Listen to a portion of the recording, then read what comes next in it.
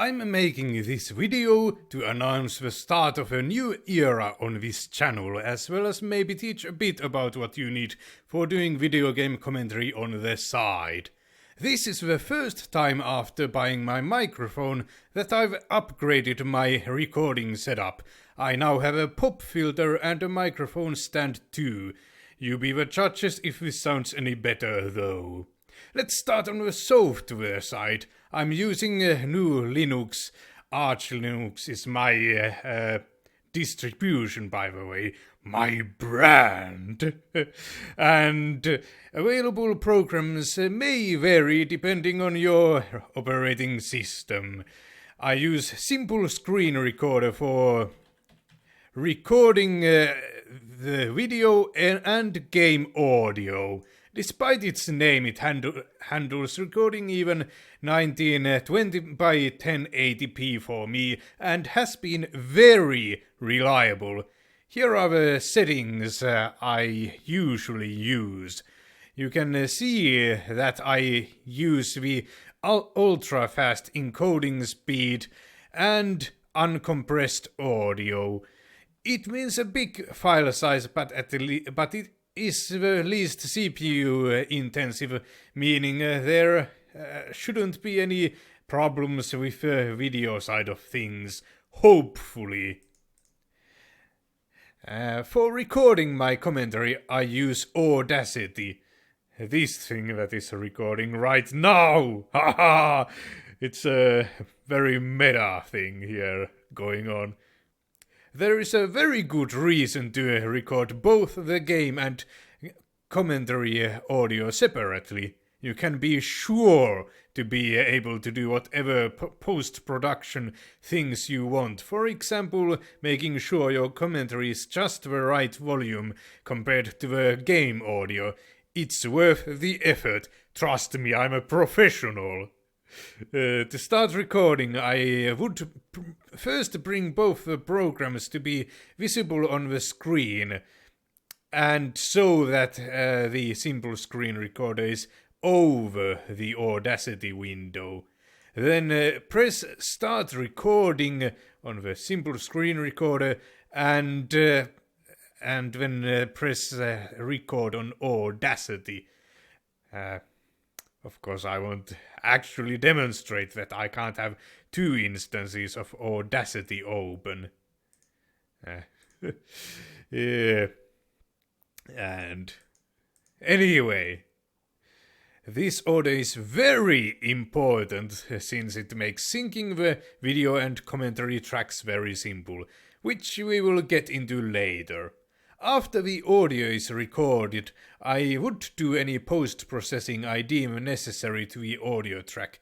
Before I had this microphone stand and a pop filter, I would keep my microphone on the table a bit far away from my mouth, and the audio volume would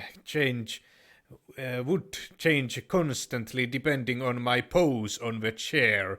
That's why I would use the dynamic range compressor effect in Audacity, which can be found in Effect Compressor. And I'll try to remember to add a screenshot of the settings I used for that right here. Hopefully. Another audio effect that some people use is noise reduction. Here. It works in situations where there's a consistent sound, maybe the whirring of a computer's fan. Another effect that is often used is auto duck. For this you need to rip out the game audio track from the video file and open it in the same instance of Audacity as the commentary track. Then fiddle around with it and use the auto duck effect until it makes the game audio lower its volume gradually when you're talking on the commentary track. So, yes, that's a bit difficult thing to understand maybe. So the game audio track lowers its volume gradually when there's a spike in the commentary audio track's volume. Yes, that's a better way to explain it. Don't make it too noticeable, however. In addition, we'll not go over how to do that, by the way, in this video at least. In addition, you may make certain parts gradually louder or softer using the envelope tool here. When you're done, export it. Export audio. I use the free lossless audio codec or FLAC format. Finally, there's the video editing and rendering phase. I use Kdenlive for that purpose. I'll do a bit of a demonstration here, and I have an example video and audio tracks here, and also if the project default project profile doesn't match when the video track if it's the first clip you load here, it should ask you to change the project profile, and I have a default on 1920 by 1080 and FPS is 60, so I will always remember to use the best possible frame rate and stuff. So hopefully, I think that's the corresponding audio track. Indeed. Now it's creating the waveforms for these and whatnot. Okay, it happened pretty fast. Good. Indeed, the tracks aren't synced up here since the programs started recording at different times. This is where the order in which I started to record with them comes in important. Since I started recording the video first, now I just need to find the exact frame where I see the Audacity window going over the simple screen recorder using my arrow keys for that when I've selected this. Okay, and by the way, to add clips you need to right click here and add clip. Of course, how it looks like on your screen might it depends on the layout and what things you have here. So if you're missing something, look for them here. So did I do that yet? Okay, I already went ahead and did that automatically, even though this was supposed to be a demonstration. Anyway, I found the correct position and selected this game track, pressed Shift R, and then selected this small piece here, drag and move this game track here again, and then it should be fine. I think you can even hear me on here. Video Game Comment. It should also record that. So, Shift and drag, yes, Shift R, press delete, now drag the video, yes, now we did that. Now we need to find where the actual commentary starts, and I think it's somewhere around here. Although the waveform here, at least in my previous video, didn't match actually what actually happened. By the way, this is sometimes happens for me. It's quite annoying. I don't know why, but then I would just restart and do this thing again. It's not a big deal unless you've done a lot. Then you need to save a project file and load it when you've restarted the program. Anyway, let's say this did work and we cut both the tracks here. We would delete this and then this small piece here, those pieces, and then shift drag, move them to a beginning, and then that should be it. And the same thing goes for the end of your video, where you may have some extra bits you don't really need to render and upload. You don't want to. Anyway. Next. Yes, that's where we left off. Next we'll adjust the volume of a game audio. It's in the effects list. Let's actually do this like this. You might do, and then audio correction gain. Drag it on the video track and then change this gain to whatever you might deem good. Test around with it. Press space to start the playback here or this, and stop it also. Fiddle around with it until it's the correct thing. And also this can be found in the effect list view and this in the effect stack if you're lost. And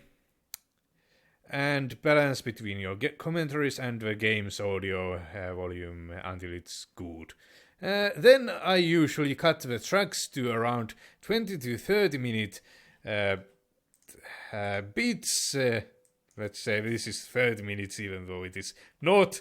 And I would also find a good place to make the cut usually, where I'm quiet and nothing important is happening. I sometimes don't do it as well as other times, yes, the cuts.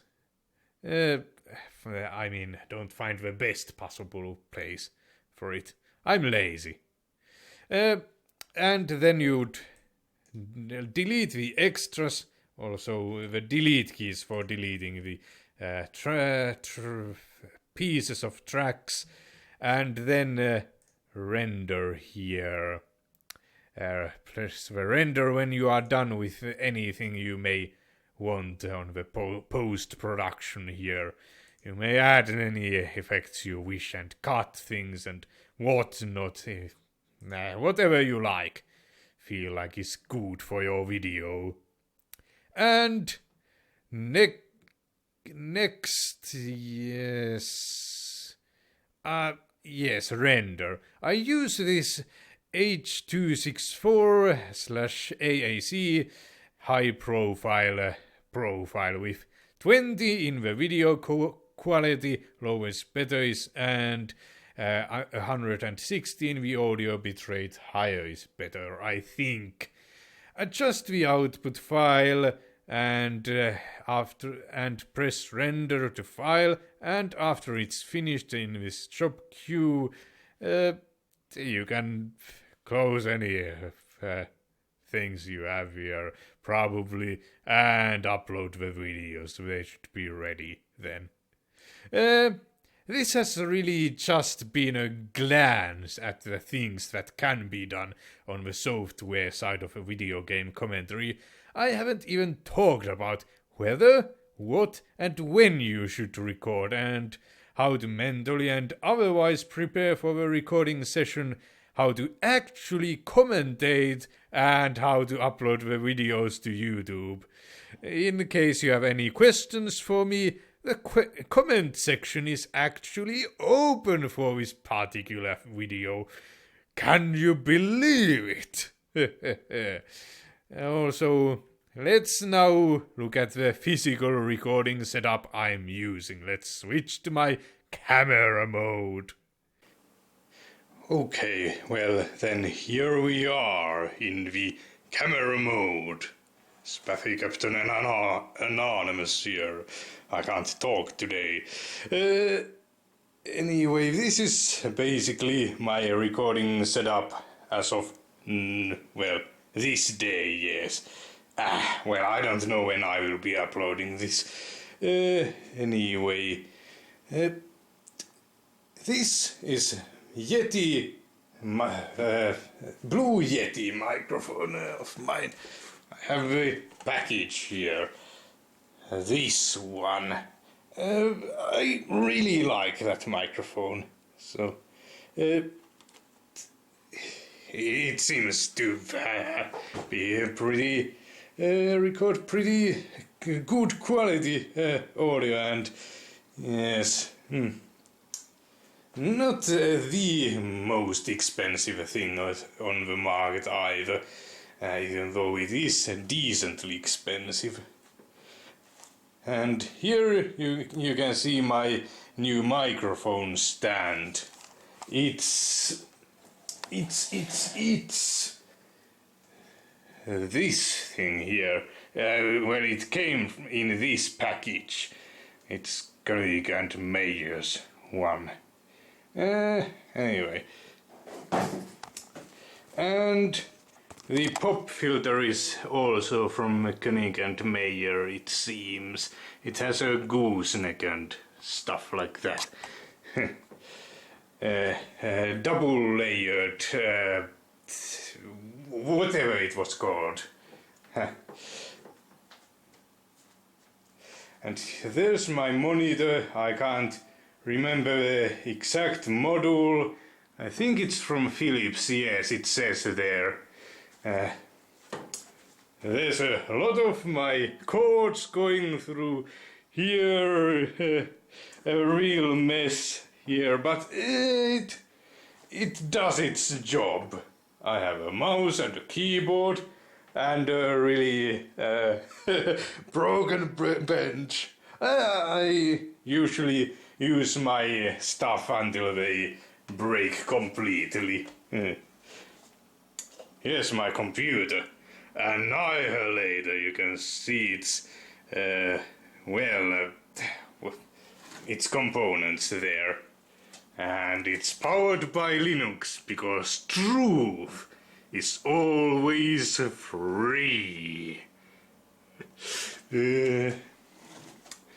And behind it I have a lot of external hard drives. And there's another one in this closet of mine here. And yes, well, I use a lot of space. And video game commentary also does need quite a lot of space, so but I do delete the videos at some point. By the way, the only thing about this case that bothered me is that it has this bright light here that tells it's on. I shield my eyes from it because I also sleep in this room. Well, bedrooms are a good place for recording, since they have more padding than many other rooms. Well, usually at least. Well, then. Also, before I got this stand, I would have my... this is Kos's microphone, by the way. I have taped these things so they wouldn't move around. So I had my microphone here before I bought this. So it was quite far away from me. I do keep my bench right next to a table here, but still it would be pretty bad. And right now I can keep it this microphone at my my mouth level. Yes, pretty much.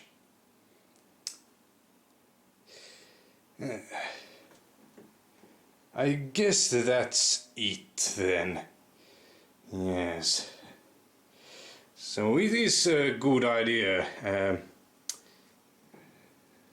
Well, if you have money, if you are going on a budget, you really only need a a decent microphone, really. Let's not get overly serious. And yes, a pop filter is really nice if you are using well, the microphone in front of you. If you are using it on a bit to the side, then the pops don't really carry into the microphone that much or something. I don't know the technical specifics of that. So, yes, I can now keep my microphone very close to my mouth, not really touching this. I do keep a couple of centimeters of space between them because, well, it seems like the pops and whatever sounds do seem to be lesser if I keep my mouth a bit farther away. But anyway, that's it. Much of this stuff isn't on top of the line, but it's what I've got.